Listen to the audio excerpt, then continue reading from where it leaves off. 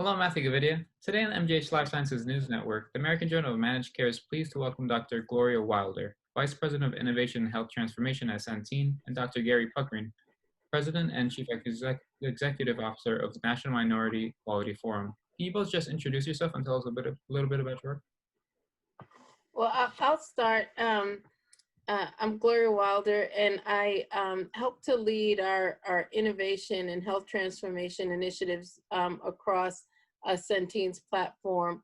Centene, we're a healthcare insurance company that focuses on really taking local actions and making sure that our health plans on the local level have control so that they can impact patients very directly. Centene has always been interested in how to improve the health outcomes of the populations that we serve, right? And not just for our members, but for our members' families and the communities in which they reside. So it's a pleasure to be here with you. Gary Puckrein, I'm president of the National Minority Quality Forum. The National Minority Quality Forum is a research and education organization based here in Washington, D.C. A lot of our work centers around collecting health data. We've been collecting health data now for about 20 years. We have a database of over 5 billion patient records. We collect data on about 130 million lives a year. We are particularly focused on what's happening to minority and underserved communities in healthcare, looking at both the quality of care they're receiving as well as their health status. Gloria, can you discuss the heightened impact of the pandemic in minority and underserved communities, and may current statistics be understated due to lack of available testing? To talk about the COVID-19 pandemic in relation to communities of color and underserved communities, rural communities, marginalized communities, right, is to really talk about how our nation has historically dealt with health inequities. COVID-19 is really unroofing what has been a long-standing boil in healthcare, which is that there is disparity, and disparity has long existed. And there are certain populations that are unequally affected, right, by the outcomes of disease and disorder. And what we see time and time again is that these communities tend to, if they're being heavily affected by one chronic illness, right, the other one will come along. And COVID-19 just shines a light on that. So in terms of the pandemic, yes, you know, I believe that there's underreporting, right, that's going on. We know that there's a number of states in the United States that still don't even ask demographic data, right, when screening for COVID-19. They're not asking race, they're not asking ethnicity, and that tracking is critical to getting the real numbers. But it is still striking, even with those deficiencies, that we're seeing such a high level of mortality and morbidity in African American communities, Hispanic communities, our native tribal communities, right, rural communities, right, and all of this has to be addressed. Yeah, I think the moment of urgency is upon us. I think one of the things that I've been most taken aback by is the absence of a national strategy, a sense of urgency around the fact that Americans are dying. We've got almost 120,000 people who have been affected by the virus, and estimates are that it's going to get to 200,000. And as Dr. Wilder suggested, it's impacting rural and minority populations disproportionately. I think it's an important moment for industry as well as government to take a look at themselves and say, should I be standing on the sideline when Americans need me most? That's a really important question that they have to ask themselves about, I'm an old dog, right? I grew up in the 1950s when people thought of corporate responsibility to the communities that they served and lived in. And we're at that moment now where corporations have to step forward, and that's why we've been so pleased with the way Centene has reacted to to this situation and has shown some real leadership. But Centene and NMQF, we can't do it on our own, and it's really important that others now um, come off the sideline and really help. I mean, there's a big help sign that's out there, and I think it's needed. Yeah, and with that, Matthew, I'd say, for Centene, we recognize that, we're serving 1 in every 15 Americans through Centene from a healthcare perspective, and we're trying to deliver on the highest level of quality.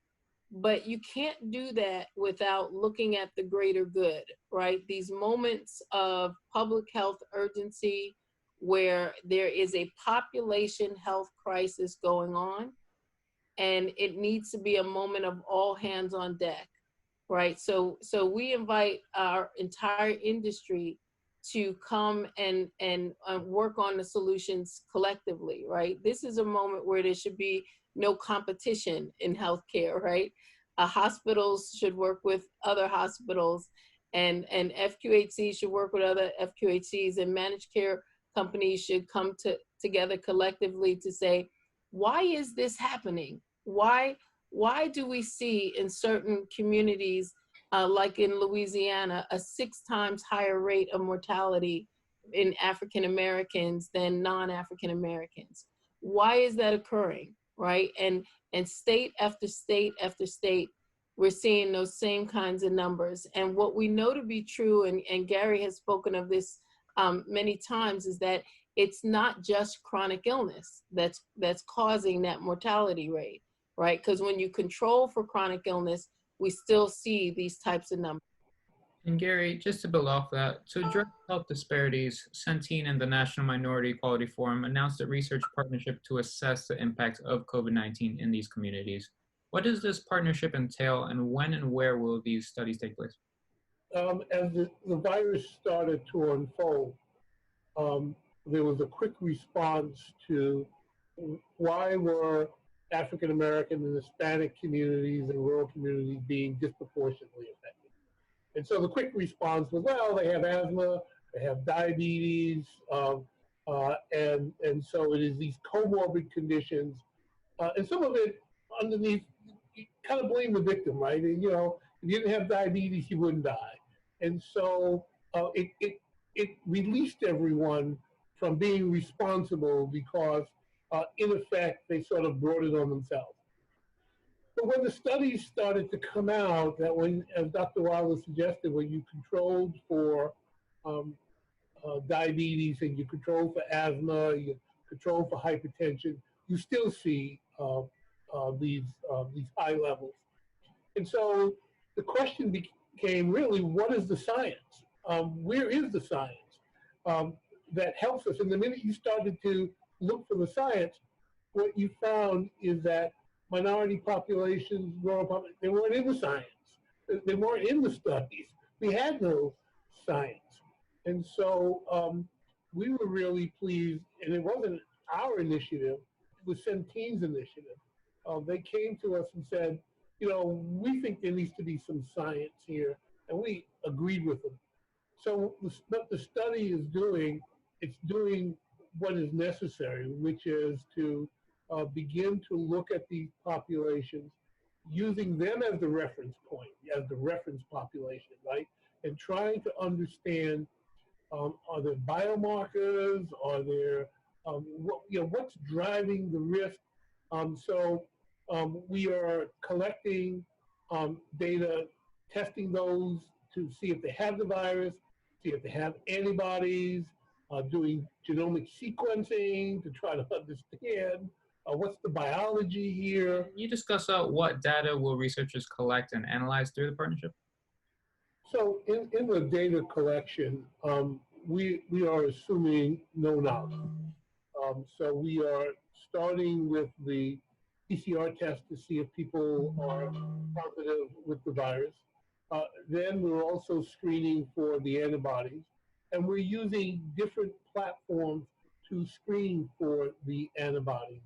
And the reason is that there's data out there to suggest that antibodies present differently in populations. So the example would be that if you are a senior, you may not produce as many antibodies as a young person.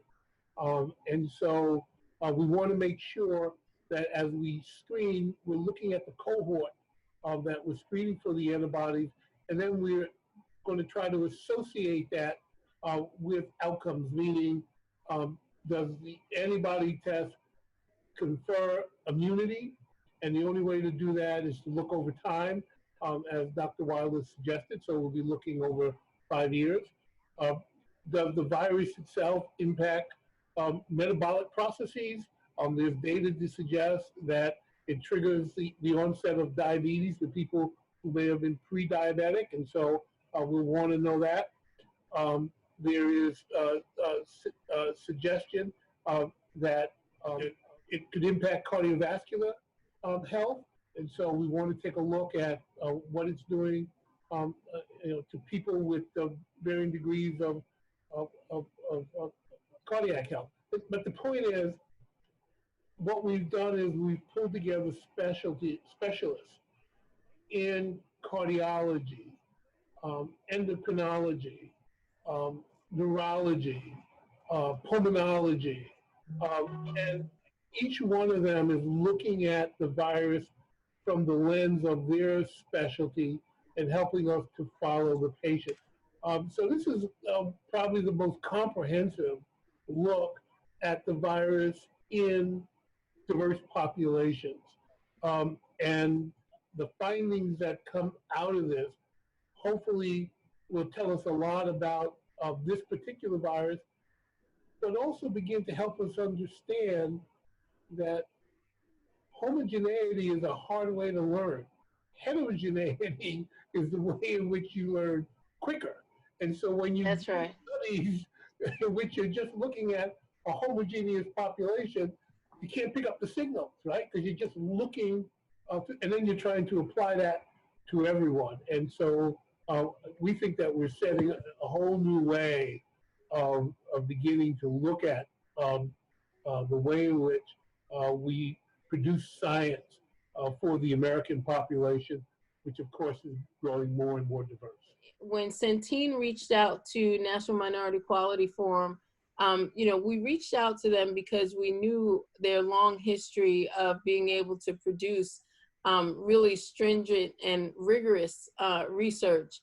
And this is one of those moments where I think we need to say that our commitment to a longitudinal study, right, that will last over 5 years is, it reflects our commitment to all of the communities that we're serving, right? That we know that COVID-19 is not a one-day event, right? It's not go get screened and either you're positive or you're negative, right? We know that this has changed lives. Unfortunately, this has ended lives, right? And this will continue to change not only lives in our communities, but as a pandemic, it is changing the world and how the world views health, right? Health will never be seen again in the same light that it was before COVID-19. And that might be a good thing, right? Because there were some mistakes we were making in ignoring people's needs, right? Or not addressing health equity and health inequities properly. And hopefully this will be a drumbeat that heads us in that direction of being able to look at every single disease now and really start to count difference and understand that difference matters, right? You should not ignore race. You should not ignore gender differences or gender identification differences. You should not ignore poverty as an impactor of health outcome. right? Or the social determinants of health as an impactor of health outcome.